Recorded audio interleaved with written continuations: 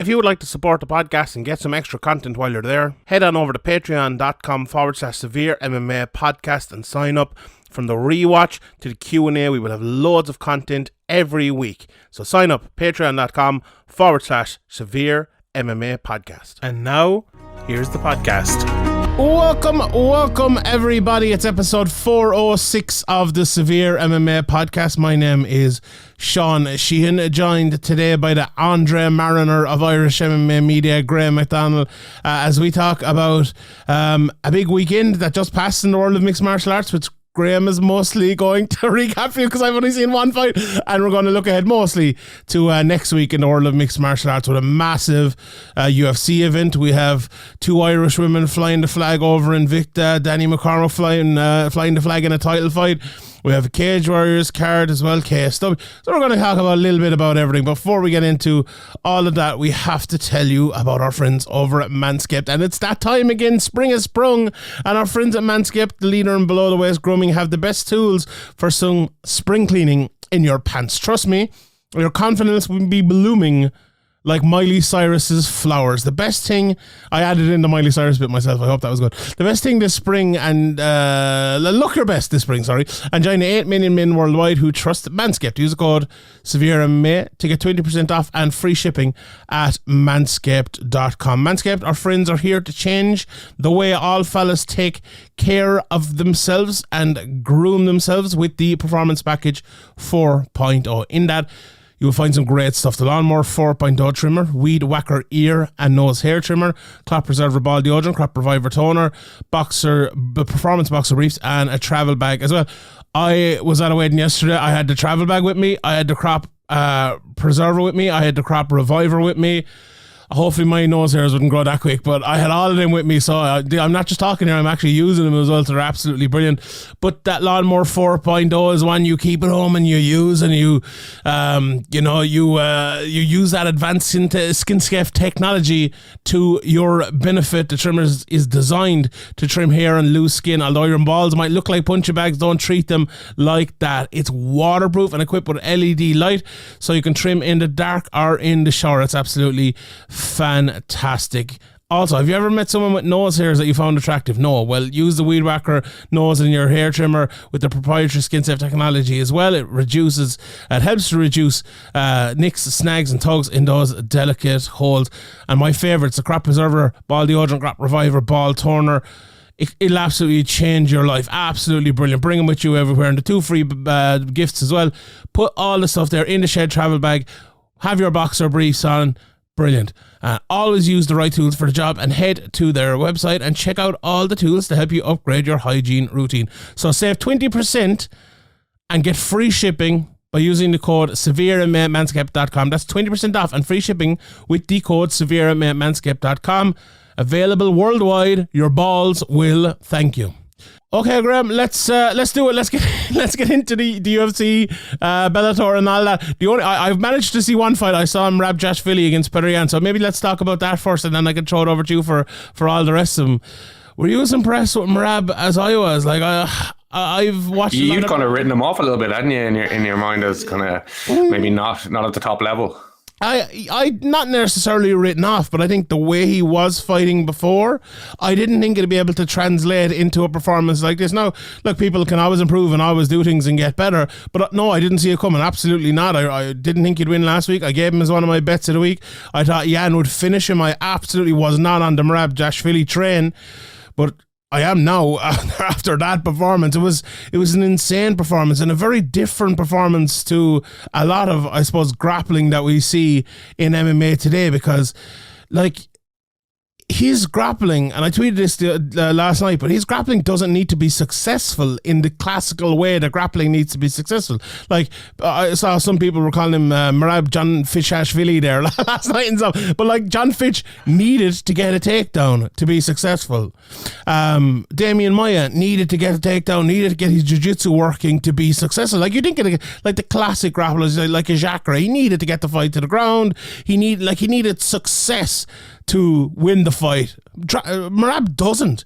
Merab, like, he set the record last night for the most missed takedowns in UFC history. And I don't know that for a fact, but it is a fact because he had the most attempts and he only got like fucking 7 of them or something. So it what was it, like 48 or 49 attempts or something? And he missed ludicrous. Almost all of them. But I've said before, and I actually stick by this in a 3-round fight, I think that could be a big issue in terms of scoring. Like, I think that could actually work against him. But when it's a 5-round fight, and like, if you do throw away a round, or even 2 rounds, by the end of the 3rd round, you have your opponent drowned by that point, and they just can't fight in the 4th and 5th. And he does it so well. Like, he uses those missed opportunities just to drain the gas tank. And we talk about it all the time, with MMA scoring, the cumulative against the immediate in terms of scoring.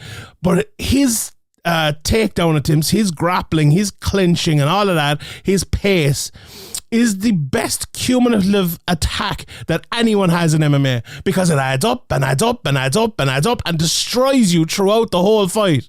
Right? It mightn't score, immediately all the time. Maybe at the end of the round it'll accumulate and score there if no one else does anything big, hugely immediately impactful. But by the time it gets to like the 3rd, 4th, 5th round, you've put such a pace in them, you have fucked them up so much that they don't even have the ability to land an immediately impactful strike on you. He's a weapon. He is a weapon. He's like shin on a blanket. He's like chewing gum in a haircut. He just won't let you go.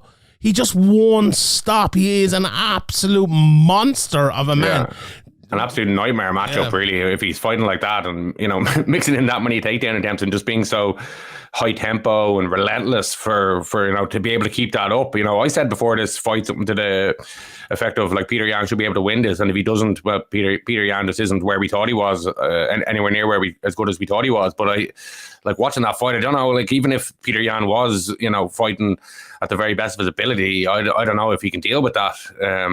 Not just the wrestling. He mixed in some really, like, there was one really hard low kick that I think damaged really good, Peter Yan's leg, but he was just mixing it up beautifully, keeping Peter Yan guessing, just making it fucking a terrible night for him for every minute, keeping him guessing, wearing him down. And John Fitch, you mentioned earlier, was more of a frustrated you. This was like beating the shit out of you. Like this was I'm here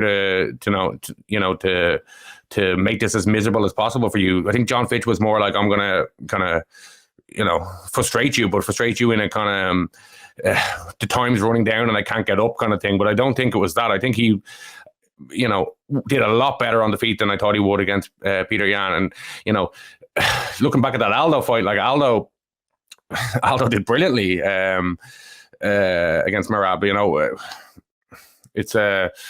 It's hard to judge fights like MMA mat and all that stuff, but maybe that Aldo win gave Merab the confidence that I am a top guy and I can go out and do my game. And he certainly proved that he's a top guy and that he can challenge anybody in the division and can be a champion or could potentially be a champion. So I think we were both wrong about Merab. Like I wasn't as kind of maybe dismissive of him as some, maybe not yourself, but I saw some people kind of writing him off a bit. But he definitely showed that he's well-rounded, that he can put a pace, that he's a nightmare matchup, and that he's high caliber and upper echelon fighter. And he's a nightmare matchup for anybody. Like it'd be hard to deal with that for no matter how many skills you have. It's hard to deal with that relentless pressure, and he showed it over 5 rounds without really slowing down, and that's a scary prospect. Yeah, and I totally agree with you on the striking part as well, because that was the big difference between past fights. There was 2 big differences, I suppose. This was a 5-round fight,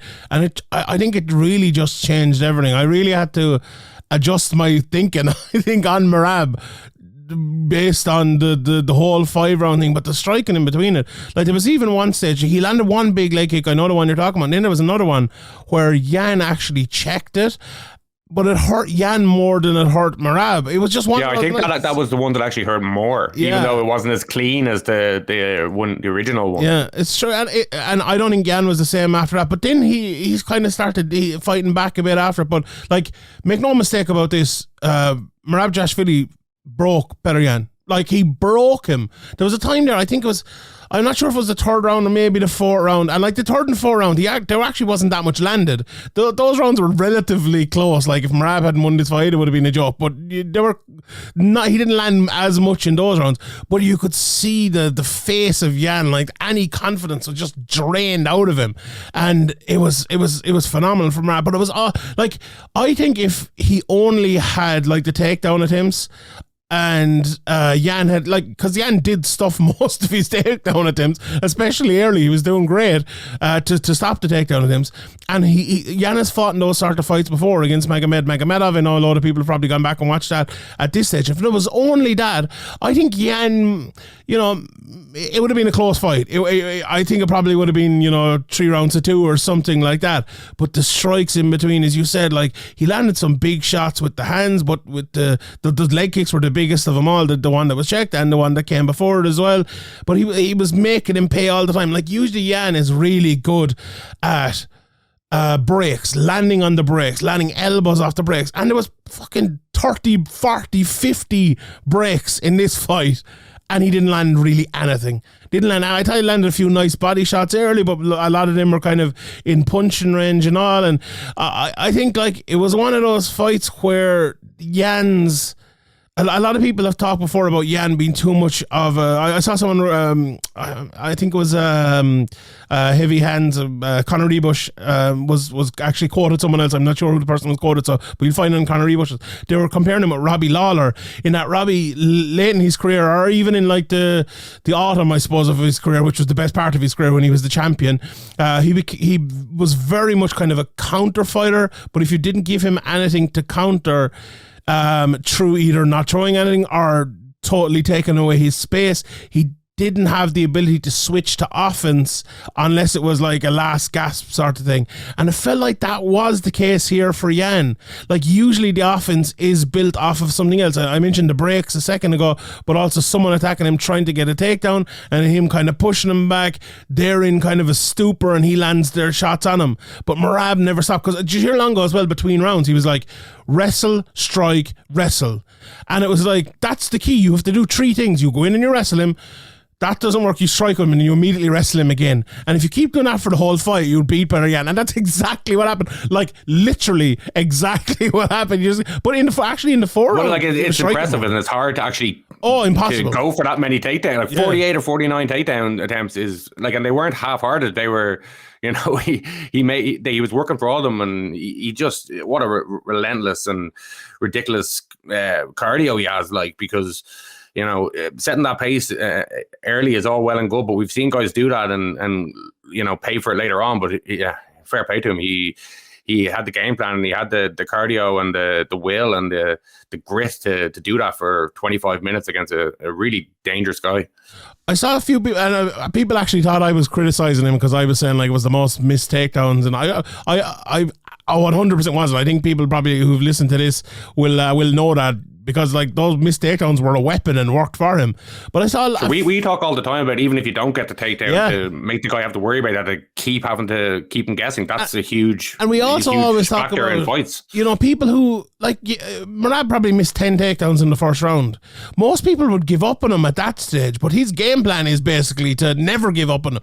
And there's so many fighters who would benefit from a mindset like that. Now, maybe not as much a higher pace as him, because and this is the point I was getting to as well. A lot of people were very critical of like this being the future of MMA, where and I saw a few people were calling like he's just a cardio cyclops and a cardio machine and all that, and like there's very little skill or anything on it. It's just purely fucking balls out aggression and ability.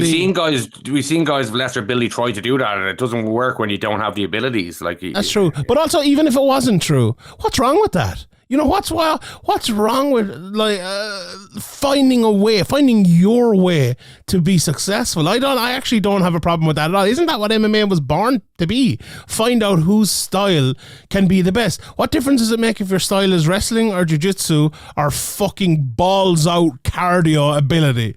Like, I actually don't see a problem with that. It's hard to criticize a guy for fighting to his abilities and to his strengths and to a good game plan and the game plan winning the fight. Like, I don't know really how you can criticize that. Yeah, but I understand where the people are coming from a little bit, because if every fighter turns into this where they're like, super fucking athlete, cardio monsters, and he has good skill. He doesn't rely on skill as heavily, say, as someone like Jan or most other fighters, or like the skill in terms of what we would classically define as skill. His ability to use his fucking cardio is 100% the skill. But you know what I mean? Like, if that was every fighter, if there was way more fighters fighting like that, would MMA be worse?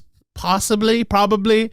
So that's I understand where they're coming from, but when it's just Dashvili kind of doing it at the moment, now there are a few others attempting to do it, and none maybe as successfully yet as him, but I think it's brilliant, and I've no problem with it at all. And what a performance. He's gone up many notches in my book after that anyway, because like I people who listened to last week know I wasn't a big believer in Merab at all. I thought he was a good fighter up until a certain level. I thought he'd be found out, but it's very hard to think who is going to find him out now. Like, who in that division? Like, John Dodson, Cody Stamann, Mortimer Rice, Jose Aldo, Peter Yan in a row wins in the UFC. That's pretty. Well, and he's who is as good to take down the fence as Yan and Aldo, and as good as striking as the two of them, and yet he beat both of them. Now the Aldo one was very weird, obviously, but he didn't even get any takedowns against Aldo, did he? Yeah, that's true. Yeah, but as we said, he didn't really need him. But still, it's mad. And I'm very interested to see how this style works, because it isn't it's one fight over 5 rounds. It isn't 100% proven yet. I believe in it now because it's very hard to ignore what happened last night. But still, there's Cejudo, and there's he's not going to fight Aljo, but there's maybe O'Malley, and there's maybe Cheeto. And we saw Cheeto, it's funny with Cheeto, right? Because if he wins the fight coming up against Corey Sandhagen, his style recently has been like the elixir to this sort of style, because he can get beat down for 5 or 4.5 minutes of the 5 rounds, and then land one big shot, hurt you, and steal the round, which is exactly what he probably would do in a fight with Dashvili, because Dashvili dominated for the whole of the 25 minutes last night. Graeme, was there anything near a 10-8 there? There wasn't really, was there? There wasn't anything near a 10-8. So it's, I think that's interesting as well. I'd love to see that fight, and hopefully that'll happen down the line. But yeah, and on Yan as well, just briefly, I suppose, before we move on, because we have a lot to cover. When you take, 4 losses in 5 fights now, it's obviously a big issue. He'll have to work his way back, and we'll see where he goes. There's plenty of fights out there for him. I think Yan just needs to do what a guy like, say, Joseph Benavidez did before, and just go out there and just fight every guy that gets in the top 10. Fight number 9, fighting the next number 9, fight the next number 8, fight, and fight all of those guys. Has Omar Nurmi got a fight lined up? I don't think so, but there were talks of him fighting Merab as well. That'd be an interesting fight. But that'd be a good one now. Yeah, I'd fucking watch that. But yeah, I think that's what Yan needs to do, and I think he'll be back as well, because he has the skill set, and he's a very, very, very good fighter. But we'll see where that goes. Right, Graeme. Anything stand out from the card? I saw there was a few interesting things on it. Davey Grant had an unbelievable inverted triangle submission against Asuncao. Asuncau's a veteran. He's been around. He's been at the top level. I think he spent the most time in the octagon now at bantamweight ahead of Uriah Faber. He's been around. He's definitely a tough guy, and he was showing that. And he's making it a tough fight. Davey Grant, I think, was swinging a bit too loopy, a bit too wide, but it ended up paying off when he dropped Asuncao in the 3rd round, and dropped him hard, and maybe was a bit too patient, a bit too respectful, maybe not going for the finish, but he managed to lock up an inverted triangle and put Asuncao to sleep, and the ref wasn't really sure if he was asleep or not, which is kind of understandable in a kind of strange situation like this where it's an inverted triangle. And brilliant comeback from Davey Grant. There was a bit of controversy where Davey Grant grabbed the cage a few times, and he ended up getting a point taken, and Asuncau's team were shouting them, why did you start them in the middle of the cage instead of in the position against the cage? But it actually was the fact that Davey Grant grabbed the cage and ended up in the dominant position. So you're not going to restart you're not going to take a point and restart Davey Grant in the dominant position. So yeah, I didn't actually think it was as controversial as Aston South's team seemed to think it was. But yeah, brilliant for Davy Grant. Like a great name to have on his record. A brilliant win. And Aston South said it's probably going to be his last fight, and put his gloves down and picked them up. And you know, looking forward to his next one. Looking forward to his next one. Can't wait for it. Before that, Ariana Lipski got a win. Yeah, she looked better. You know, we've seen her maybe before she got to the UFC and seen her kind of look like she looked last night. You know, JJ Aldrich's couldn't really get the takedown, and once she couldn't get the takedown, she was kind of just getting picked apart. And Lipski landed some nice shots, nice straight shots, and kind of picked her apart. And she was a good price. Lipski was coming in. I almost gave her as one of my bets for the week. I was fucking regretting it after I saw this coming through. But yeah, at the end of the fight, she kind of had the chance. Maybe she stunned Aldrich and maybe had a chance to put her away, but kind of time ran out, or maybe she didn't push it as much as she could have, knowing she was kind of about to win a decision. So. But before that, Bruno Silva and Tyson Nam was a really good fight. Obviously, Tyson Nam's been around a long time, but Bruno Silva, you know, he rocked him on the feet hard with a front kick right down the middle. I don't know how. Saw that picture, nasty. I don't know how his whole face kind of jolted up in the slow mo. I don't know how he took that. Like that was he showed a ridiculous chin there, but Silva just jumped on the choke and got the hooks in after, and yeah, that was it. But yeah, that was a pretty exciting fight, and that's a pretty exciting start to his UFC career. Obviously, he won his first two and was kind of out for 18 months, but he's come back with a good win against Tyson Nam in style, and you know that front kick is a thing of beauty, and the finish was pretty nice as well. So yeah, very good from Bruno Silva. I saw Josh Friend beat Cedric Dumas. There was a story up on Sherdog this week about Dumas involved in domestic violence, and a really, really bad case of it apparently. So I don't think anyone is too sad to see him losing here on Sunday morning or on Saturday night, and those allegations and that report. You can see it on Sherdog, and it's up on other places as well. But Josh Friend got the guillotine choke. I saw Scott Fontana actually saying about submissions. There was a rear naked choke here. There was a guillotine. There was an inverted triangle. There was a triangle choke. Loads of submissions here. And I remember Graeme, who called it but me, about maybe 6-7 months ago, that there's going to be more submissions in the UFC. And if people are looking for the reason, I really think the reason is the drop in level of the fighters in the UFC, because we see a lot more of a difference in ability in the different arts between people who aren't as experienced or aren't as good, straightforwardly enough to say, as their opponents in one area.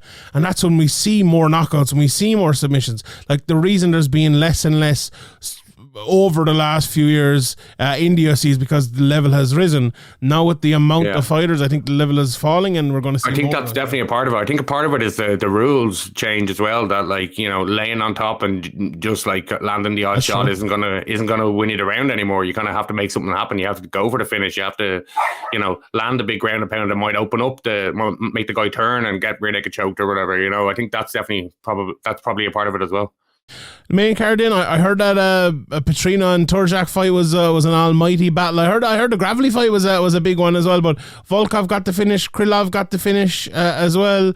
Romanov looked fucking terrible. Yeah.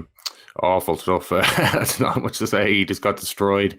Jonathan Martinez and Said Nurmagomedov was a really good fight. You know, Martinez had to weather some serious adversity early on in the fight, but he did really kind of a lot better than I expected him to do. You know, being around down, kind of taking some punishment, getting wrestled, but he turned it around and, you know, won the second and third round on all three scorecards. And I saw a lot of people saying that he shouldn't have won, but I actually thought he should have. I thought the second round he did enough. And the third round he did enough. So, yeah, definitely a really close one. You probably have to go back and watch it to make sure, but he definitely overperformed from what I was expecting, and an absolutely huge win for him. 100%. Bellator then was a very much an easier card to catch up on. There was a lot of quick finishes here, and a very interesting night of results, I think. On the undercard, Julius Angliskas, who I was talking about maybe fighting Karl Moore, he lost to Yakshin Muradov, which could also be a fight Karl Moore maybe could have next. I know Karl put out a tweet there the other day saying he has a fight signed, so maybe not. But interesting one. Josh Hill got the win over Caspel, who came in like 10 pounds overweight. Brian Moore said he was looking at that fight, an interesting one. I think he said he was looking at the Barzola fight as well, who beat Eric Perez. And then we had, I suppose, the big fights of the night. Linton Vassell got a great finish over Moldavsky in the first round. Moldavsky was one of my picks for the week. I mean, they fought before, I went back and watched their first fight. It was a very close fight, but I thought it was a sort of fight that, like, they have that again and Moldavsky will probably win it, but Vassell landed a big shot here, knocked him down and then finished him, didn't he? It was good stuff by Linton Vassell at this stage of his career. What a win for him. Yeah, like he's on a 5-fight win streak now. It kind of looked like it wasn't really going to work out for him with them three losses in a row, but it was against Bader, Davis, and Moldavsky, who he's redeemed here with an absolutely phenomenal performance on the feet and on the ground. He's always been very good, and he seems to be putting together the in between bits between the kind of the martial art bases. Better, he obviously he's got a lot of like athletic ability, he's got a lot of ground ability, and he hits hard, but I don't know, he just wasn't really putting it together. And obviously when you're 39, you probably don't really, or this late in your career, you don't really expect it to kind of come together, but it seems to have, and that's a phenomenal win. That's the best win of his career, even though he has a win over Lee McGeary about 5 or 6 years ago. I think this win was the best win of his career just because the performance was so good, and he beat him everywhere and put him away in the first round. And I thought if he was going to win this, he was going to have to fight a lot harder than he did. And it was just brilliant performance by Linton himself. Fantastic against a guy like who probably most people would have improved from that fight, and Vassell might have, even though he's, as you said, his record has been very good since his age and all of that. You would have thought the one guy would have overtaken the other, but it wasn't that way at all. A great win for him. He'll be fighting for the heavyweight title now, I would assume. I think Moldanovsky has got better, but I think it's just surprising that Linton Vassell has gotten, it's kind of clicked. It looks like it's clicked for him 100%. so kind of late on. I wonder, could that fight be in Ireland? Maybe him versus Bader. We'll see. I suppose we're still a good bit away from that. But before we get to MVP in the main event, then Shabli and Musayev, this finish, it was like a front kick to the body. Brilliant refereeing. He wasn't buying any of that bullshit. There was a big shot to the body, and the foot kind of came down and glanced off the cup, and he was glanced in the cup, but the big body shot I think it broken his rib or done some damage anyway to him. And he was kind of trying to play it off as here I've been kicked in the balls and I can't continue. But Herzog was it was very stern about it and said, here, if you he did catch you in the cup, but it was incidental after a legal blow, and if you can't continue, then you're going to get TKO'd. And he said he couldn't continue and was TKO'd. So I don't think it was as controversial maybe as. We just don't see it that often, but I think it was definitely the right call. I think that the body shot had done a lot of damage, and that was what had, stopped him from fighting, not the slight touch off the cup. Yeah, and that's interesting because, like, we were just talking about the John Jones, Matt Hamill one during the week, and I think that was kind of like the opposite because. Hold on, actually, before you go on, these everybody keeps saying that these are definitely they were 12-6 elbows. I don't know. I haven't actually watched that back, and I should have watched that back before bringing this up. You just kind of brought it to my mind there, but I remember looking at that in the past and being like, they weren't 12-6 exactly. If you run an exact line, if 12-6, 12-6, 12-01 to 6-01 is not 12-6.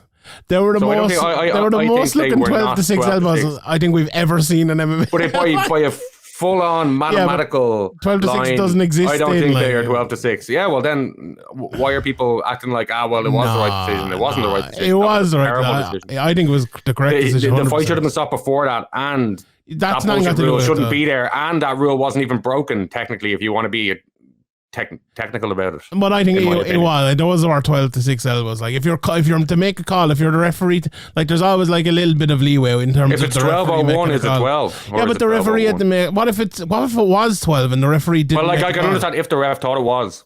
He did. Fair enough, but we can go back afterwards and say, okay, it was a hard call, but it wasn't exactly 12-6. But like it was. It was. It doesn't really matter. I know, but I don't like the way people kind of just say like, John Jones kind of fucked it up. In a way, he did. He did. But they said the exact opposite. What are you talking about? He actually didn't. He did. But people say the exact opposite. Everyone's saying John Jones is undefeated and he's never lost. He beat himself, but he's still fucking defeated. Those were 12-6 elbows. Go back and watch it. It's on my. I'll go back and watch it again. But I remember at the time watching it back and saying they're not exactly in a perfectly straight line. They're as close as you get. But the main they're issue, close, but close is not as not close enough. as you'll get. They are 12-6 elbows. Anyway. The big issue that was that like the fight should have been stopped, which is grand, it should have been stopped, but you can't go back in time. Like you can't go back in time and referee it. And the other thing was Matt Hamill's deaf and he was trying to tell the referee he had a shoulder injury or something like that. But also I went back and I watched it, right? And I watched it very specifically. And the referee went down and he looked in his eyes, he said something to him and he stopped it like almost before Matt Hamill could even say anything back. So like I think people need to go back and actually watch what happened there. Like it was a very uncontroversial one for me, and like anyway, we'll move on. Uncontroversial, like, I don't know. It was like okay. The fight should the fight have been stopped? Yeah. It should have been stopped, but the fight wasn't stopped, right? So we have a fight. Well, that's controversy there. Yeah, but grand. No, but it's not. But it's not, right? We have a fight. We have a fight that's going on. There's clearly 12-6 elbows. I don't think there is, though. I don't think there's clearly 12-6 elbows. There is. The fight, they're 100%. The guy, 99%. The guy cannot continue. The last 2 blows that were landed were illegal blows. Like, what the fuck is it supposed to be? Should John Jones get like a TKO win for landing 2 illegal blows that are the last blows in a fight? Absolutely not. If we can get that in a perfectly exact straight line, which I think is just really, really extremely unlikely. Go and watch it. Go and find it. It's not that hard to find. Then I'll have to go back and look at it, but yeah. Okay. I'll talk about the other fights. If they can draw a perfectly straight VAR line. Oh, yeah. They need VAR lines. Them fuckers can't draw straight lines of fucking fuck you, Andre Mariner, and that other cunt who was refereeing against Man United today. Fuck's it. People complain about the refs in MMA. Oh, they're fucking saints compared to fucking soccer. Did you see the Man United match? It was the most ridiculous thing I've ever seen in my life. Have you seen any Premier League or Champions League match ever? It's just a series of shocking, incompetent decisions. Oh my God. Today I honestly don't think I've ever seen this. But anyway, we can't talk about soccer in the middle of a MMA podcast. People kill us. Anyway, yeah, so that was that. But a good Shabli, very, very good fighter. So is Mosayev, and I picked him to win that, and I was right. So yeah, fair play to him.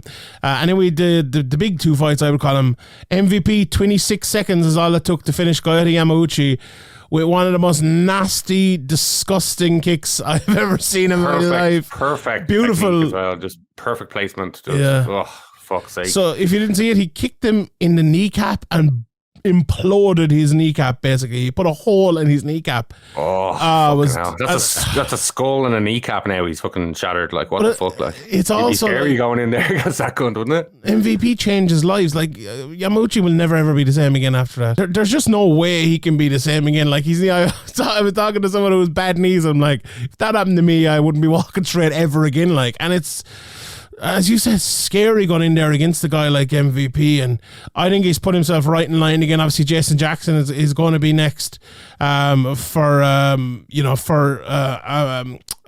his name? What's his name?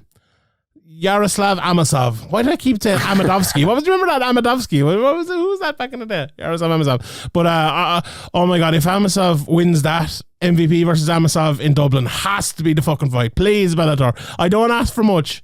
All I want is Amosov versus MVP in Dublin. But anyway, the main event then, Usman Nurmagomedov against Benson Henderson.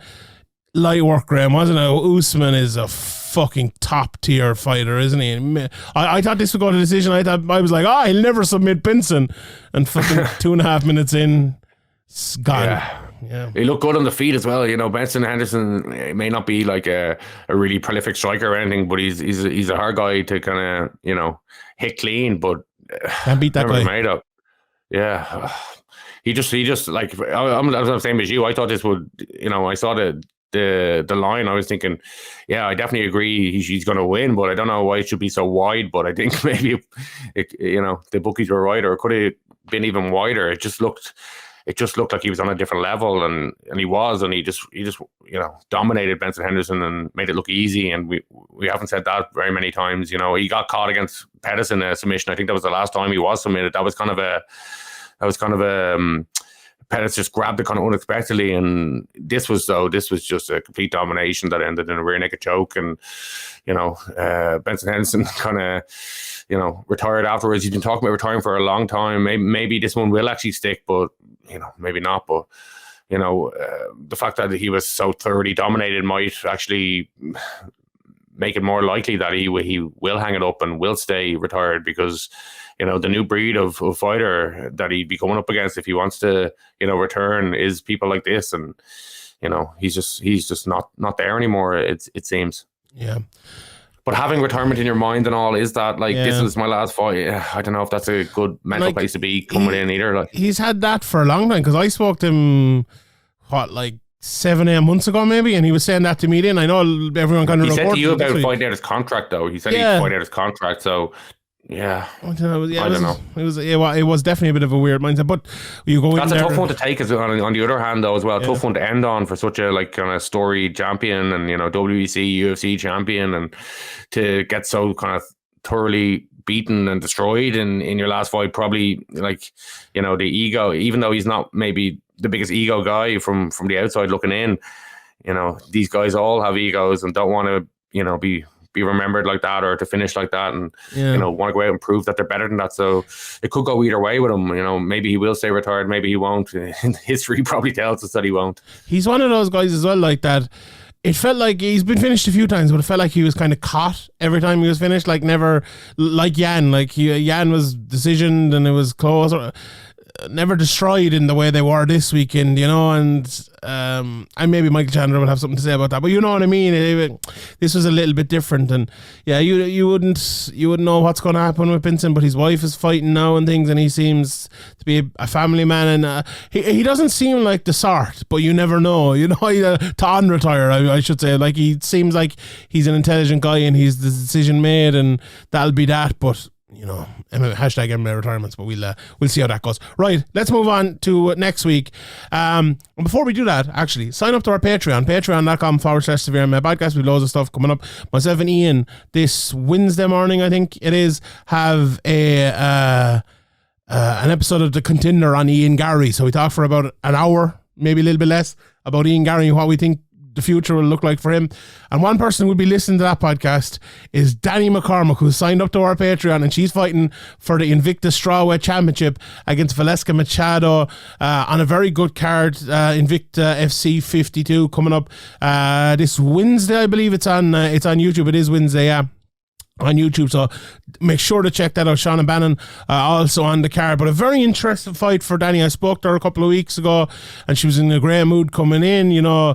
Valeska Machado is a dangerous fighter. She's fights out of that Pitbull team. She hits hard. She fights like them. She comes going for it early, but this is a 5-round fight. And Danni, I think, has showed before, if she can weather that early storm and get past it, she has great cardio.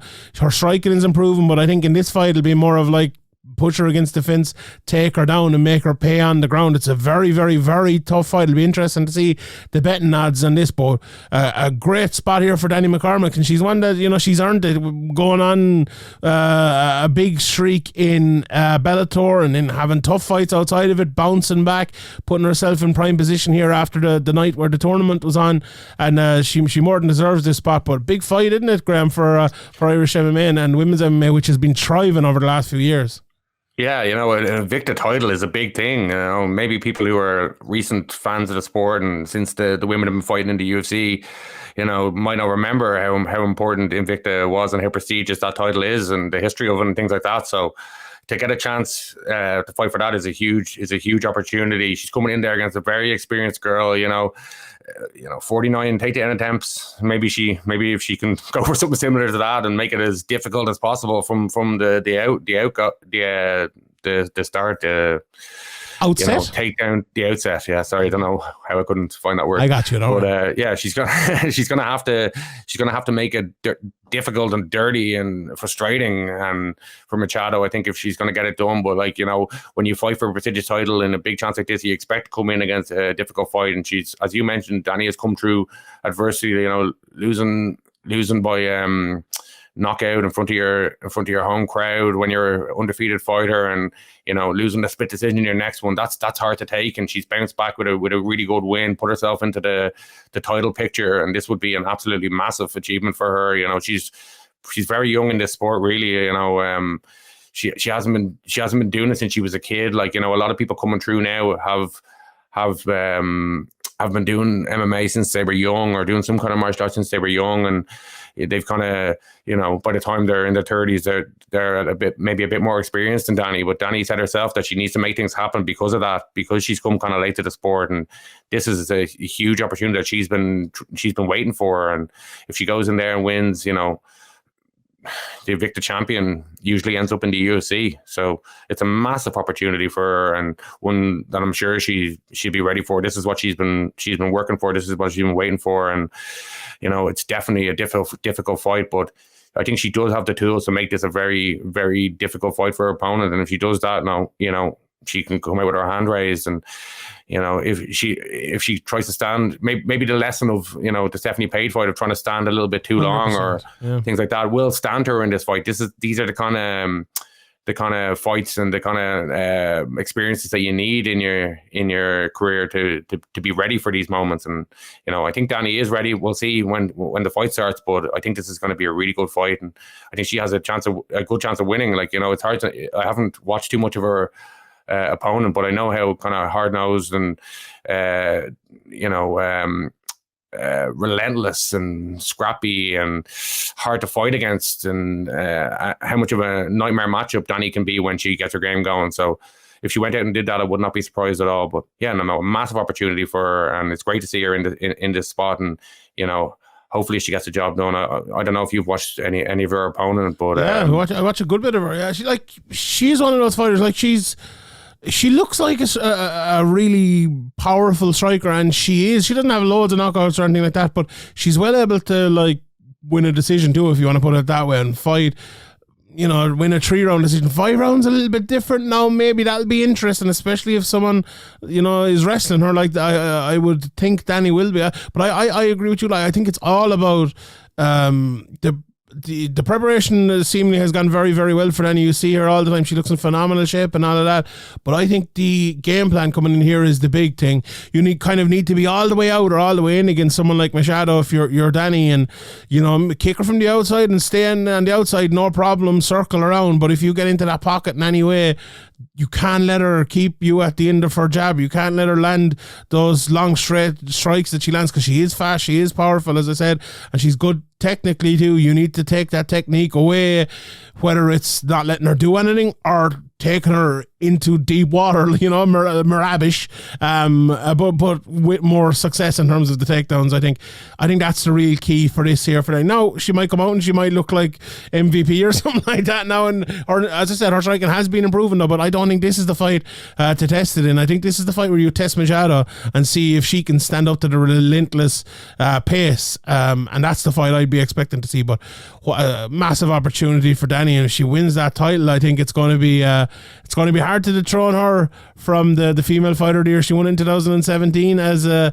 amateur. I think did she win the gold? I think she won the silver, didn't she? But she was given out that she never got her plaque, so she'll probably be getting a plaque if she wins this next Wednesday night. Anyway, so a massive opportunity for her. There are loads of 115 fights on that card. India Silva against Caroline Wojcik, as well as on that Fatima Klein, who is a very good prospect coming through, against Natasha Kuzutina. But also Shauna Bannon is fighting Mina Grutsander. Now, Mina 6-4. She's lost her last 3 in a row, but you see all of her wins are by either submission or ground and pound on the ground. And two of those losses are to the same girl, Yu Frey, who was in the UFC decision, and another decision before that, who was a UFC veteran and has some good wins. So records can be a little bit deceiving sometimes. 100%. It's a very good test, I think, for Shauna, because look, we know Shauna is a very good striker. Her ground game has looked better and better and better all the time as well. And Paddy Hoolan, we all know her trainer Paddy Hoolan was brilliant on the ground, so I'm sure she's getting better there all the time. So it's a massive test for her as well. And if she wins that and goes to 5-0, the beef is there. I'm sure she'll be calling out Danni, and we'll see if it happens, because that fight would be absolutely that would be massive, and one we will be doing more than one podcast on, I think, if it ends up happening. But we'll see. But yeah, best of luck to both. I know we have to be, we have to be down the line and everything, but best of luck to Sean and Danni. We hope they bring it home for Ireland on Wednesday night, and can't wait to check it out. Before we get to the UFC 286, there's another great card as well. Cage Warriors 150 with a bit of Irish interest on this as well. The two Team KF guys running, Omran Shaban and James Webb. Omran fighting Mush Ashlani, who people remember knocked out Adam Darby stiff in their last fight. A beautiful knockout there. James Webb fighting Alan Carlos, the old veteran BJJ guy. Big night for Team KF with the Dublin card coming up in about 6 weeks. I wonder if they'll be trying to get quick turnarounds here. Maybe not, because that card seems to be pretty full. But it's a very interesting two fights for both of them against two finishers, and on a very good card. Justin Burlinson is fighting Jim Richardson as well, coming off of one of the fights of the year last year against Reese McKee. Love the fight between O'Meal Brown and Daniel Skibinski. Lanier Kavanagh, one of the best up-and-comers in the UK and Ireland, is on this card as well. Unfortunately, the Harry Hardwick fight is off against Shoaib Youssef, so that could have been a 145-pound contender fight. There's a few of them coming up. Sharia and Hinden is on this card as well. That could be absolutely one. I think if Sharia wins that, he will be fighting for the title next. Will it be Hughes? I would say Hughes is probably hoping to go to the UFC, so could it be Jordan Vucinic, who's fighting in the main against Tiziano Ferranti? Ferranti 5-0. I watched 2 or 3 of his fights. So he's had less fight time in those 5 fights than Jordan Vucinic had in his last fight against Paul Hughes, which is 25 minutes versus 18-ish minutes. Ferranti hits hard, but he's not the most technical fighter in the world. I think Vucinic should, you know, if he comes back the same, you know, he took a hell of a beating there. You know, that sometimes we see guys take a fight or two to get back to themselves. So, you know, he's going to come in there against a guy full of confidence, putting guys, you know, obviously he hasn't got much cage time, but he's putting guys away, and he's probably brimming with confidence and seeing this as a big opportunity. So, you know, it could be a good bounce back fight, but it also could be a dangerous fight depending on his state of mind. Yeah, I think that's exactly what it is. It's a very, very, very winnable fight against a guy who can knock you out cold at any second. You know, that's exactly what it is. So, and that's MMA in a nutshell, I suppose. But big, for like the fact that Vucinic is back before Hughes is kind of crazy to me. You know, with that. Yeah, well, I was going to say that. I was debating whether to jump in with Paul Hughes, but like, what is going on? Apparently, like Liam Shannon was on the old triangle saying that he's kind of hinting at, or all but saying that he's Paul Hughes kind of offered contender series, and they kind of want to wait for the UFC. What's going on? Like, the UFC are signing people left and right who nobody's ever heard of. Lerone Murphy was looking for a fight at 145 pounds next week for the last 3 weeks. Why? I know it's a tough fight, but why wasn't Paul Hughes fighting Lerone Murphy? Like, make that. Yeah, weird, why isn't he just in there of his own merit? You know, I don't know what's going on there. That's a bit strange. Maybe he's asking for too much money or something, but I don't see that. I don't know. Obviously, if you were Paul Hughes, what would you do? You know, I said for what, I said it last week. I said it last week. I'd go to Bellator. You know, he's so close to the UFC, and I think that's what he's always wanted. It depends what his management is. You know, if he signs, I don't know who is Paul Hughes' management. Do we know? Paradigm, I think he's with Paradigm. Yeah, well, like, you know, they have good relationships. Why can't they make it happen? I don't know what's going on there. Yeah.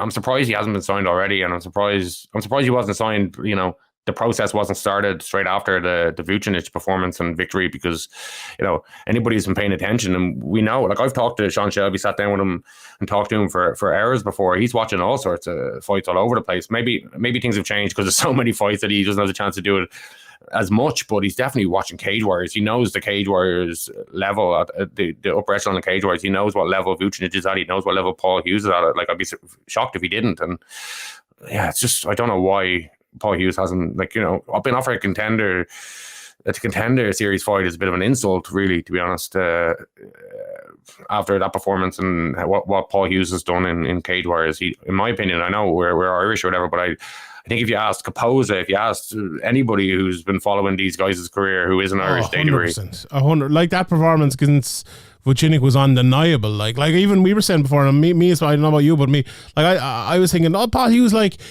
he has issues that he still has to clean up in his game. It might take 2 or 3 fights, but after that fight, I'm like, no way, he's ready right now. Send him to the UFC right fucking now. This guy is one of the top prospects in the world, and he no doubt even about if you bring him in and don't throw him, even if you give him the Ian Gary treatment, perfect. Like it's working out for Ian Gary. Like why not do the same thing with Paul Hughes? I don't know what's going on there. It feels though, and I hope I'm wrong in what I'm about to say, but it feels like the time has passed now because UFC London is happening. Like when's the next European card? Are they like going to bring a European out to America? And also like this whole thing about the Contender Series. So you're taking a chance, right, for $5,000 to fight a fight that you can lose, and you'll be, probably back in Cage Warriors if that happens. Like same with, or if you spark the guy in 10 seconds, but Dana White for some reason just doesn't. But also you spark a guy in 10 seconds, you get to the UFC, and you're on a fucking 10-10 contract. Like whereas you could go to Bellator, they'll probably give you that or more to start off with, and Paul Hughes is good enough to beat. Like I honestly think. Well, like Bellator, like if the Bellator haven't put in a big offer for Paul Hughes, maybe it's the thing of he only has a Zuffa clause or something like that in his cage where maybe it as well. That and could be he's it, a champion as well. But. Maybe Bellator could, hey, Graeme Boylan, do you want to talk about like compensating for his release? Because he'd be huge for Bellator if they could get Paul Hughes. I think he'd be fighting Patricio, within 18 months. At most. Like, I think he's better than almost all of those guys in 145 in Bellator. Paul Hughes is that good, like.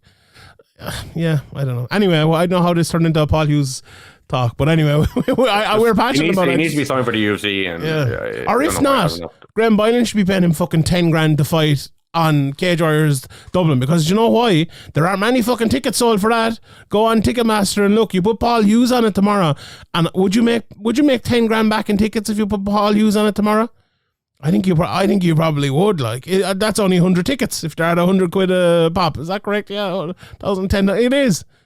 Like I think if you offered Paul Hughes $10,000 to fight, if he's not getting a UFC fight straight away, I think he probably would. And we have a litany of guys here who could be the next guy in line. Imagine Sharia goes out, knocks out Hinden in the first round, calls out Paul Hughes, or I don't know. Anyway, we better move on and talk about UFC 286. But there's like none of this is a slight in Paul Hughes, and I hope it didn't come across as that way. The exact opposite. In fact, I really want to see Paul Hughes fighting. I want to see him fighting in a big fight, whether it's, I don't give a shit, whether it's Cage Warriors, 1FC, Bellator, anywhere. Let's do it. I think he, from what I know, from what I've gathered, I think he wants to fight in the UFC, and that's why people go to Cage Warriors and fight for this lower money, because you see it as if I go in and perform like Paul Hughes has, then I'll be signed for the UFC, and that has been the case. And for some reason, they're stalling on Paul, even though Paul seems to be one of the most exciting guys in recent history from Cage Warriors coming up. So I don't know what's going on there. Let's do it. Right, let's talk about UFC 286, Kamaru Usman versus Leon Edwards 3.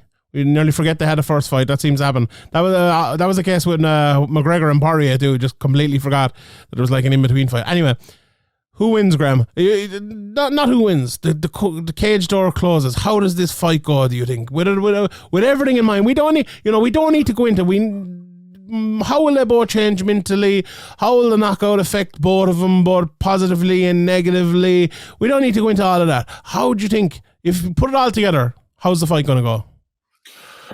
Well, I think if Usman is what he was, then he's probably going to win a close decision where he's going to edge enough rounds to 3 or 4 rounds to do it. But, we've heard all about his knees and how bad his knees are. He got sparked heavy by Leon Edwards in the last one. Leon Edwards is going to be as confident as ever. He's going to have the crowd with him. It's a tough fight for Usman. It's a tough fight for Leon. It's a great fight. I'm interested to see how it looks, But gun to my head, 50-50, I'd have to pick Usman. The more the fight gets closer, the more I'm leaning away from Usman. I don't know if I'm leaning towards Edwards yet, to be honest, but like the second this fight was over, I was picking Usman for the rematch, and all the way through I've been picking Usman for the rematch, or the trilogy, if you want to put it that way.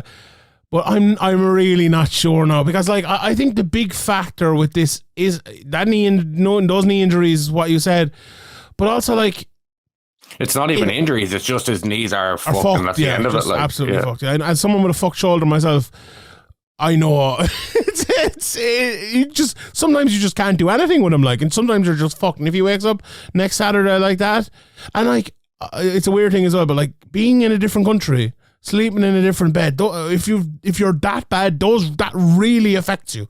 Really, really, really affects you. And that could be an issue. But like he's used to that though. But he is used to that. But I think if Usman is 5% less than what he was the last time, I think it puts Edwards in with a massive chance of winning this. Because we seem to forget, right? Edwards won the first round. We forget about that at times, and he fucking knocked him spark out in the 5th round. Like, okay, he won. Usman won 3 of the other 3 rounds. He was winning 3-2. It wasn't exactly an absolute blowout. You know this bullshit. I was listening to the commentary back again, and it was the best commentary in UFC history mixed with the worst commentary in UFC history, because that's not from not the cloth from which he is beautifully saved at the end by Anik, which you will hear at the end of this podcast. So stick around. Goal line clearance after the team shot the bed. This shit from Din Thomas and Daniel Cormier about he's just waiting to get to the end. Absolute codswallop of bullshit from the 2 of them idiots. And you know it's not the worst they've probably done, and that tells you how bad they are. But it wasn't a complete blowout, because like Leon was defending a lot of the takedowns. There was big moments in the rounds that like lasted, maybe whether it was a few strikes or a takedown with a few shots of ground and pound after it, that lasted maybe 90 seconds or 2 minutes, that took the rounds away from him. If they didn't happen, if Kamaru was 5% less and they didn't happen, those rounds are very, very close, and maybe half of them lean Leon's way and he ends up winning the decision, you know. So it's one of those fights. I think the last time I think it looked a bigger difference than it actually was, you know, and Leon was winning that 5th round as well before it. I think Leon hasn't got the respect even from us nearly probably over the years for how good his striking is, and people are kind of making it out like, oh, it was just a fluky kick, but he set that up perfectly. Like that was a work of art, that finish on Usman. And as you said, if Usman comes in there and he's 90% or he's a little bit hesitant with his striking because of being knocked out, then this is going to be Leon's fight. But Usman's been at the top for a long time. He's come through, a lot of big fights, and I'd give the edge to him, but I would not be surprised. I'm expecting really close rounds, and you can win close rounds with one strike, with one moment, and I wouldn't be surprised at all if Edwards was able to do that. But it's a phenomenal fight, in my opinion. Obviously, a lot of people don't like immediate rematches, but I think this just had to happen, and having it as a pay-per-view in a big show in the UK, I think is a really good step as well. Like, and having Leon Edwards as the champion is probably good for us, good for this region, to have more big fights over here and stuff like that. But I think, if Leon goes out there and gets it done, even if it's a contentious decision, then, I think he's proven himself as, to be talked about in the pound for pound. And if you had said that to me a few years ago, I definitely didn't think that was possible. And he just keeps improving. He just keeps getting better. And I expect him to do that here. Is Usman still getting better? I don't know. Is he? Maybe a little bit, but I think Leon has proved that he's getting. Even in the Diaz fight, though, he was winning that fight and he got caught himself. He's not adverse, or he's not out of danger at all times himself. He can get knocked out. Like Usman could knock him out as well, but he knows he can knock Usman out, and Usman knows he can knock him out, and it's been done before. So there's definitely a lot more factors playing into this fight than the first rematch. I was talking to someone from UK MMA about Leon maybe a couple of years ago, maybe even less than that, and they were saying, like, if you look at Leon, right, and you say, right, has he the best wrestling in the division? No. Has he the best striking in the division? No. Has he the best cardio in the division? He's very good, but probably not. No. Like, has Leon Edwards anything that's the best in that division? No. But is there anyone as good as him at kind of everything? And it's probably not. Like, Leon Edwards is your Swiss Army knife in that division. He has a bit of everything. He can do a bit of everything, and that is a very tough guy to fight against, because if you lack in any one place, even for a second, as Kamaru Usman will tell you after he stopped looking up at the lights, he can make you pay. And like, if you have a wrestling deficiency, he can make you pay for that. If you have a striking deficiency, he can make you pay for that. If you have a cardio deficiency, he'll make you pay for that. And like, that's a very difficult. You switch off for a second, he'll make you pay. Yeah, like you're saying. And he's proven that. And, you know, he's going to be confidence. You know, we talk about confidence in sport, and he's going to be as confident as ever, you know, and Usman's not going to be as confident as he has been, you know, so that, you know, maybe I'm talking myself away from Usman a little bit, but yeah, it's a really difficult one to call. And that's part, you know, I said we won't talk about that, but we kind of must, because like, we don't know. Will Usman be less confident? Will Edwards be more confident? Like, you think Edwards will, but with Usman, like, maybe it's a thing of like, I'm going to go in here and I can't believe this fucker knocked me out. I'm going to show him. And it might be the best Usman we've ever seen. Or else he might be, oh no, I can't get fucking knocked out again. Like, I spoke to Bisping about it before, like after the McGregor-Poirier fight, funny enough, which we referenced earlier on, where it was the first time McGregor ever got knocked out. And I was like, look, it happened to you with Dan Henderson. He knocked you spark out. And he's like, the next time I was at an arena going into fight, I was thinking, oh no, am I going to get knocked out again? You know, I'm going to think, am I going to be embarrassed in front of all these people again? That's the sort of thing that goes through your head. Usman has never faced that before. And how will he deal with that? Look, you would think he's a world championship, brilliant fighter, but can he deal with that against the same guy he's fighting again? Will it make him flinch? Will it make him a little bit different in there? Or will it do the opposite? We don't know. We do not know, but we have to kind of, that's our job to talk about those sort of things. But I just think this will be a fight. This is a fight that I don't really know who I'm going to give as my prediction, to be honest. It's probably still going to lean Kamaru, but it's a very interesting fight. Like, it's a fight that I had very little interest in coming into the second one, the most recent one, but I have a lot of interest coming into this one, just because of obviously how the first one went, or the second one, the last one went. Why did I fight that time fucking 5 years ago, whenever? Fucking mind that fight. Anyway, we'll move on. A great card. Fiziev and Gaethje, Graeme. What do you think of that one? Like, I find that one a bit hard to call. I looked at the odds, and Fiziev is a big favorite, pretty sizable favorite. I'm surprised by that. Yeah, Jesus, Gaethje. I think Gaethje might get this done early. You know, he's gonna come there and try and lay it all on the line. The blueprint is definitely there. His defensive grappling is definitely not up to par, but, you know, having to overcome the blitz that he puts on early, I don't know.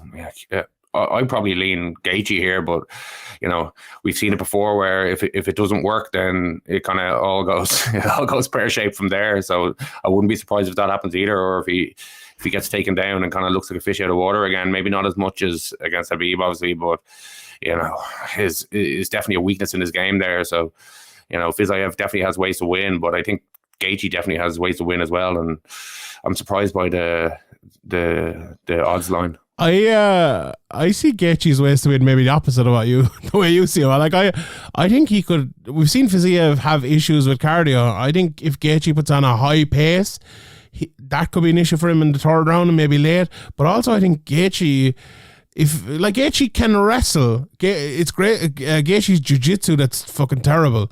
His top jiu-jitsu isn't bad. It's fine. So I think his defensive jiu-jitsu. Oh, no, awful. I think if he can get Fiziev down, I think that'll be good for him. On the feet, look, Gaethje can hit anyone and knock him out, as can Fiziev, is brilliant on the feet. This is Fight at Night written all over it. This is absolute rock'em sock'em robots. 3 rounds of action. I cannot wait for it. It's going to be a brilliant fight. Absolutely brilliant fight. I just wonder, can Gaethje throw in that takedown? Maybe that we talked about, like Merab. Also with Leon. Like, does Leon take in a takedown after taking Kamaru down in the first fight? I know that was from a trip and kind of in the clinch. But, like, why didn't he do more of that? It's easier said than done, of course. But, like, we've talked about this many times, and you mentioned it earlier. Like, takedowns are there. Go for a fucking takedown and get it. It could change the whole fight. And I think that could be the case for Gaethje, or it could be the case for we've seen Gaethje in the past use kind of the outside leg kick game as well. Like, you know, you haven't seen it in a while. Like, we haven't really seen it in the UFC at all, but he's done it before over long distances to great success. So he could go back to that, but I expect him to go in there and throw it all off Fiziev, and, you know, see if he can withstand it. And it could go either way. You know, that's a beautiful thing about these top fights, they're all hard to call, and there's a lot of kind of ways for guys to win, and that makes it exciting. And we talked about the oversaturation and all, but this card is definitely one to get excited about and not to miss. And people who are kind of dipping in and out of UFC events, and maybe because it's at a strange time, you might forget about it. Definitely, set an alarm in your calendar or whatever for this one. What about your guy Gunnar Nelson against Brian Barberena, and have a fun fight there? Like, we talked a lot about Gunnar and his all-around game. Like, I think this will be more of a stand-up fight because Barberena, good wrestling, hard to take down, and I think Gunnar hasn't showed like the best takedowns in the world before. Sans a couple of fights where he has, and maybe this will be one of them, but sometimes people forget that Gunnar hits very hard as well and has good power, but if he can't land that against Barberena, he's going to keep going for the 3 rounds as well, and he's going to be trying to out cardio him as he does with everyone. It's the potential banana skin. You should think Gunnar Nelson is a better, higher quality of Brian Barberena, but it doesn't always work out that way. How would you think this one will go? I think Gunnar will get the submission here. I think, you look at the Ponzinibbio loss, that was kind of, in my opinion, a lot down to eye pokes that were missed, and then there's a split decision with Leon Edwards, even though it probably shouldn't have been a split decision. With, Gilbert Burns he lost to. They're tough guys. That's Damian Maia before that. Obviously it's been injuries. He hasn't been that active, but he's really, really good on the ground and a really good finisher. And if he gets your back, he'll hit you with like kind of wrist strikes, and he's a bit unorthodox, and he's hard to train for, and he has kind of different setups for his submissions than a lot of guys in the UFC. So I think he's good enough on the feet and patient enough to wait for his opportunity and get to the grappling realm, and get the submission probably from the back. Really make a joke. Yeah, I'm looking forward to seeing that. I think they've missed a step here, the UFC, by having Jennifer Maia and Casey O'Neill and Marvin Vettori, Roman Delica on the main card, and not having one of the English fighters. I know Casey O'Neill has Scotland beside her name and all, but like having one of the homegrown, whether it's Makayev, whether it's Lerone Murphy, whether it's even Christian Eri Duncan or someone like that, and probably Makayev is the one on the main card, getting it started. I would move the Vettori Delica fight to maybe the top of the prelims and put that there. But that's just me talking about the card layout. And it's strange that this Vettori fight is even on this card, isn't it? Yeah, it's a good fight though. A good fight. I'm looking forward to it. I'm really looking forward to the other fight as well, because it's a massive test for Casey O'Neill against Jennifer Maia. I think she'd be well able for it. But there's a lot of the best English up and comers and the British up and comers, if you want to say it. And this, I said English, and I was looking at Jack Shore and Chris Duncan. I'm like, I get killed. But Wales, Scotland, England. Joy Herbert on the card as well. Joy Herbert, Makayev. I can't wait for this card. Like, we look, Makayev, if he wins this, he's on the way to the title in a couple of fights. I would say Jake Hadley needs a win here against Malcolm Gordon. Joanne Wood probably needs a win to save her job. And you mentioned Joy is always a joy to watch, but hasn't had the best results. Got a good win last time. But what about Christian Eri Duncan, Graeme? Because this is the guy. If a lot of people are listening to this, they don't watch Cage Warriors or anything. They're just preparing for the UFC. Oh, he's a good one. He's a good one. He's he's gone in there against Dusan Todorovic, and if you're a UFC fan, you probably know that name. And for a guy who's never fought in the UFC at middleweight, to be fighting someone whose name tells you all you need to know about how good he is, because as you said, Sean Shelby's watching those Cage Warriors fights and he knows the level he's fighting at, and he's match-made him in that way. Now the Cage Warriors guys generally do get tough matchmaking, but I think he'll be well able for Dusan Todorovic, and Christian Eri Duncan has it all. He's the power, the technique, the athleticism. He's beaten some very, very, very good guys, and I think he'll go in here and do a job on Dusan Todorovic, and he will. He'll be one of the standout guys on this undercard. But it is a tough fight, because Dusan hits hard too, so you never know the UFC jitters and all that. But I know you're a big fan of Christian Eri Duncan as well, Graeme. How excited are you to see him debut? Yeah, he's only been a pro for a couple of years, but if you look at his amateur record, it's extensive. Loads of them, It was 20 odd fights he's had at amateur, and fought in the IMMAFs and all that stuff. So he turned pro after getting a lot of experience in. He's looked phenomenal in Cage Warriors.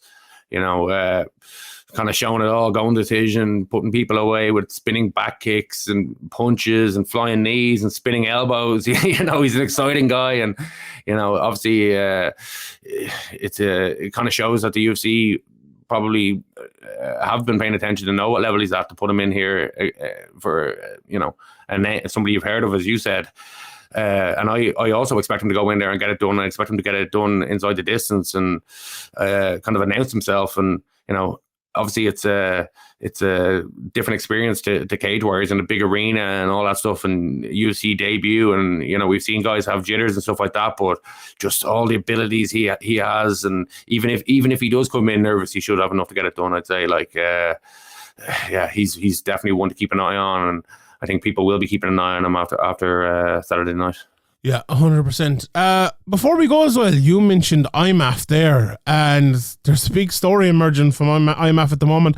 I'm actually not sure there's anything broke over the weekend because I was away and I didn't have a chance to check it all out. But there was a leak that came from My MMA News. They had an email that came out talking about I would say severe financial issues with IMAF. We saw the day before that Mark Goddard stepped down, and a few others as well, I believe, have stepped down from working with IMAF. Now, I'm sure more of this story will emerge of what's going on. It does, as I said, it does seem like a big financial thing, along with decisions made by the board which people don't agree with. But it's an awful pity, because I know a lot of people don't like what IMAF do or think amateur MMA should be done a different way, but I think it was a great option. And you spoke about Christian Era Duncan there. We just spoke about Danny McCormack a while ago having fought in the IMAFs, and look, Mohammed Mahayev as well, which we spoke about a second ago, and lots of other people have come through the IMAFs. So it's been beneficial for a lot of people, and it'd be a very, very sad day, I think, if it actually went away. So it's also very sad if they fucked it up and did something bad, to do that. So hopefully that can be saved. Hopefully there can be some sort of rehabilitation, I suppose, with all the people that left. Hopefully they'll be able to come back. Hopefully the money thing will be able to be sorted out and all that. But I don't know if you've heard anything more about it, Graeme, but it's a bad. It seems like a very bad situation for the IMFs, doesn't it? And I don't know if this will affect the fights and the tournaments and everything like that, but if it does, it's not great, is it? Yeah, it does. It looks like pretty messy from the little bits that I've seen. The discussion about the leaks and stuff. Maybe things will be different when it comes out, but yeah, if the leaks are anything to go by, it looks really bad. And obviously with people resigning from their posts, that's a very bad sign as well. So it could be the end here. I don't know. It doesn't look good from the little bits we've seen, but obviously, we'll see what happens. But yeah, when people publicly,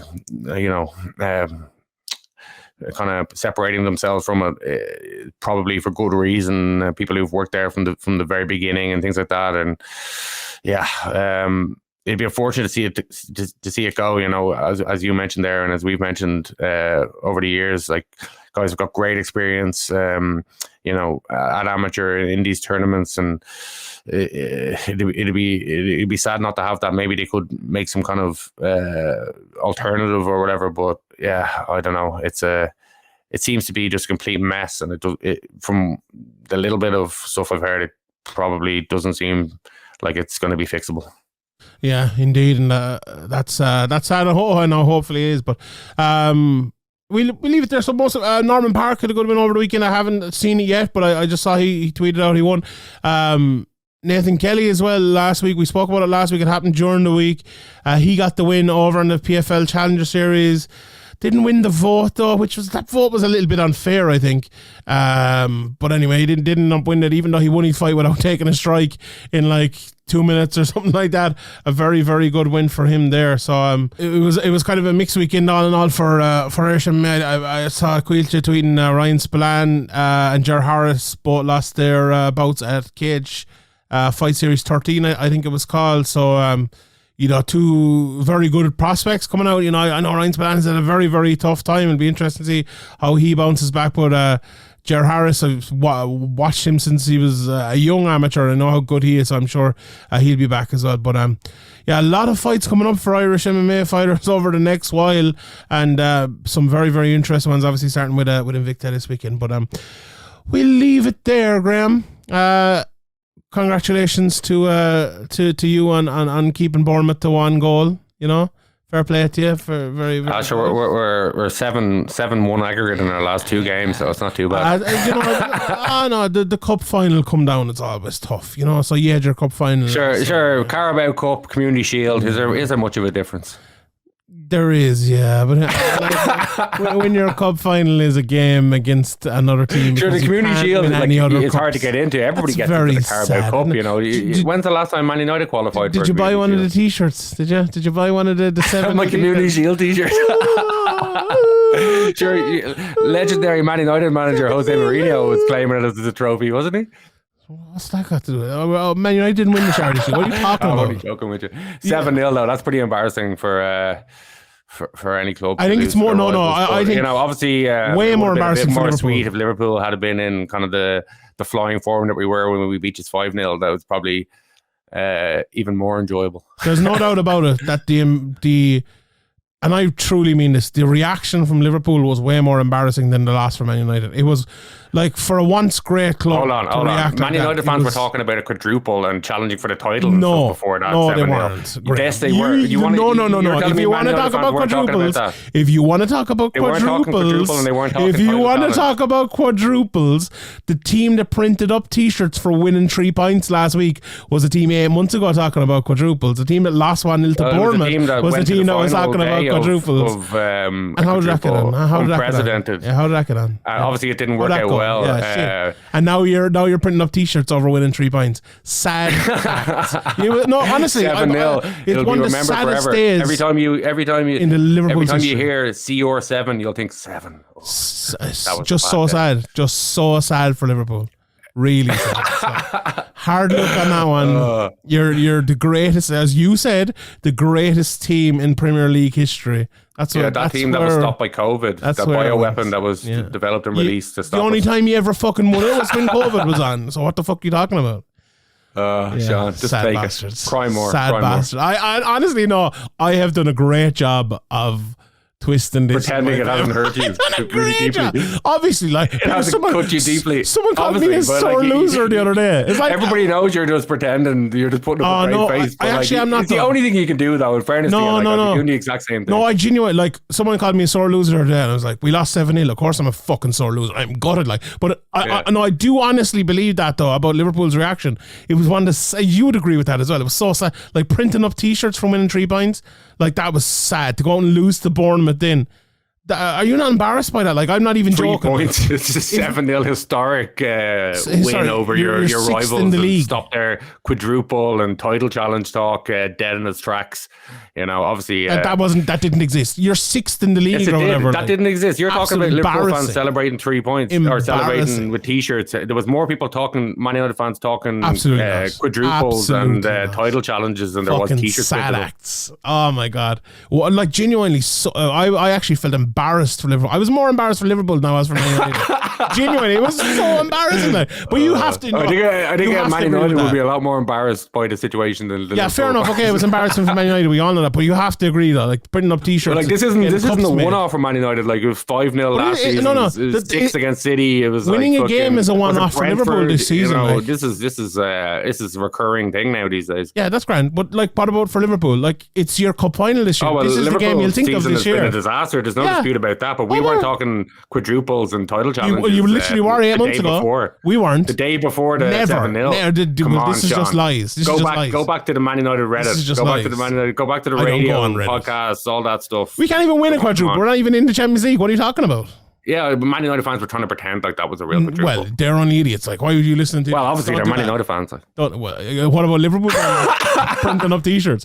Oh, I'm gonna buy one of those T-shirts and put it up behind me because it was so embarrassing. It was the greatest sign of Liverpool's embarrassment that I've ever seen. Oh, stick it up there, Sean. It was so fucking embarrassing. It was so. Are you gonna get T-shirts printed up? Put your money where your mouth is, Sean. Put your money where your mouth is. Jurgen Klopp coming out saying Bournemouth were the better team. You fucking useless shower of fuck. So you're saying it was Liverpool's cup final, so Liverpool won the cup this year, so that's good. We've leveled the Man United on their cups. But you agree with that as well. Like, when you think back at this year and the positive for Liverpool, it will be that game, won't it? Nothing else. Like, literally nothing else. So it was your cup final. It was your biggest game. It's looking that way. 3 points. You would have hoped that Liverpool would have kicked on against Brentford, but can't even hit the target with a penalty. So obviously. We obviously, I don't know what happened there. Used up all our goals against Man United. Thankfully. Yeah, but Man United are fucked now as well because Casemiro got sent off and is out for 4 games. So I actually, like, it's funny. 4 games, is it? Yeah, why 4 games? He got sent off twice. Another joke of a sending off too. Yeah, like it was. It was pretty dangerous in fairness. It was a bad tackle, but when you give that yellow, it's a yellow. Like when you give that as a yellow, VAR should never overturn that. If he had given nothing and VAR hadn't seen it, or he hadn't seen it, and they gave a red, no problem. With that, sometimes they're like, it's fine, yellow. It's borderline ridiculous. Yellow, or even if it's not borderline, what they about say, Fabinho? They've already made his decision. Fabinho on Evan Ferguson, the exact same, worse, way worse. And see, that's they're bringing out the fine tooth comb sometimes, and not other times for similar things, and it's just the inconsistency. Like you can't really argue with the red card, but it's the fact that it isn't given in similar circumstances. Yeah. I couldn't argue with the red card if the yellow card wasn't given. But the second that yellow card is given, you can't give a red card there because you're just going completely against your own rules and completely against every precedent you've ever set. Like there was a vendetta today. It was fucking weird if anyone watched that game. And I don't normally do. Man United fans are used to getting decisions against them. So it's always funny when it happens. There was also there was 2 penalties which I don't even need to talk about, but there was one on Rashford where it did look like Rashford like completely. No, he kicked his own leg. Like it was Harry Kane. But did you see? Special, like. Did you see 5 minutes later they showed another replay where Bazunu touched him and he went down? 5 minutes later, he touched into Bazunu. No, I saw the first replay. They showed it 5 minutes later. Contact and then made sure that the contact made him kick his own leg. We've seen that from Harry Kane. No, it wasn't like that at all. No, it wasn't like he did kick his leg after that. I'm not saying it was a penalty or anything like that, but they never showed that angle whatsoever. There wasn't enough fucking. It was a dive, like no problem, but they never showed that. They never even showed that angle. Like there was a vendetta there today. No doubt. No, I think the VAR looks at stuff in the background because sometimes the ref ends up stopping it after like the ball goes out of play and like waiting and stuff when they're checking. But sometimes the check is just over quickly. But it's just the inconsistency of VAR and the inconsistency of the refs. Obviously, or we talked about it earlier, are just so terrible that it's really frustrating sometimes. Like you just VAR is just being used with a fine tooth comb when it suits them or when they want, and just being not used sometimes just in situations where, like it's just stupid. Yeah, 100%.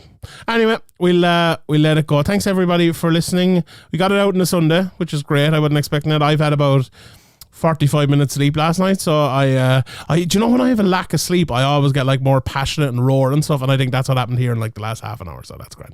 Anyway, Graeme, give us the inspirational quote before we go. You come to me with a bone in your hand. You come to me with your hair curled tight. You come to me with positions. You come to me with excuses, ducked out in a row. You wear me out. You wear me out. That's a Merab. We'll see you next Sunday, probably. Good luck.